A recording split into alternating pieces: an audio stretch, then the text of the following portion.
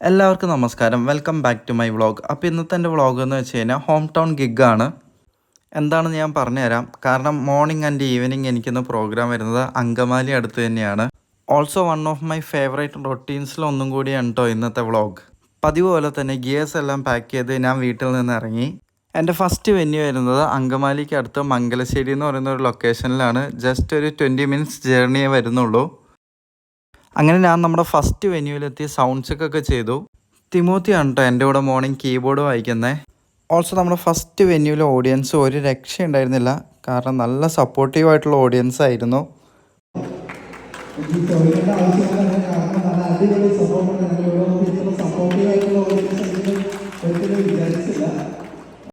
പിന്നെ കുറച്ച് പാട്ടുകളൊക്കെ വായിച്ച് ഒരു 3 o'clock ഒക്കെ ആയപ്പോഴേക്കും എൻ്റെ ഫസ്റ്റ് പ്രോഗ്രാം ഞാനവിടെ വൈൻഡപ്പ് ചെയ്തു.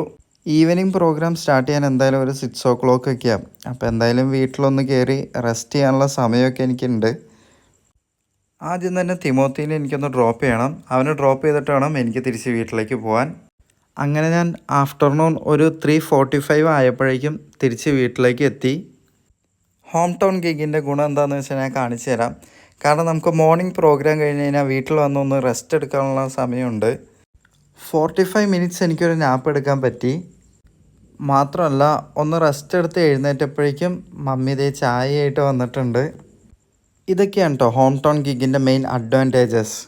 കാരണം വീട്ടിൽ വന്ന് ഒന്ന് റെസ്റ്റ് എടുക്കുമ്പോഴേക്കും മൈൻഡൊക്കെ ഫ്രഷാവും, ടയർഡ്നെസ്സൊക്കെ പോവും. പിന്നെ അധികം നേരം കളയാൻ നിന്നില്ല. Of two next venue. അപ്പോൾ എൻ്റെ സെക്കൻഡ് വെന്യൂ വരുന്നത് അങ്കമാലിക്ക് അടുത്ത് തന്നെ മൂക്കന്നൂർ എന്ന് പറയുന്ന ലൊക്കേഷനിലാണ്. വെന്യൂവിലെത്തി ഗിയേഴ്സ് എല്ലാം പ്ലഗ് ചെയ്തു, സൗണ്ട് ചെക്ക് പ്രോപ്പറായിട്ട് ചെയ്തു. ഈവനിങ് എൻ്റെ കൂടെ കീബോർഡ് വായിക്കുന്നത് അമൽ ബ്രോ ആണ് കേട്ടോ.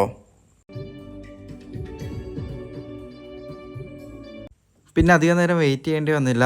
നമ്മുടെ പരിപാടി അങ്ങോട്ട് സ്റ്റാർട്ട് ചെയ്തു. ഓൾസോ നമ്മുടെ ഈവനിങ് ഗിഗിലൊരു സ്പെഷ്യൽ മൊമെൻറ്റും കൂടി ഉണ്ടായിരുന്നു. കാരണം അയർലൻഡിൽ നിന്നൊരു ഗസ്റ്റ് ഉണ്ടായിരുന്നു. പുള്ളിക്കാരി നല്ല അടിപൊളിയായിട്ടൊരു വെസ്റ്റേൺ സോങ് ഒക്കെ പാടിയായിരുന്നു.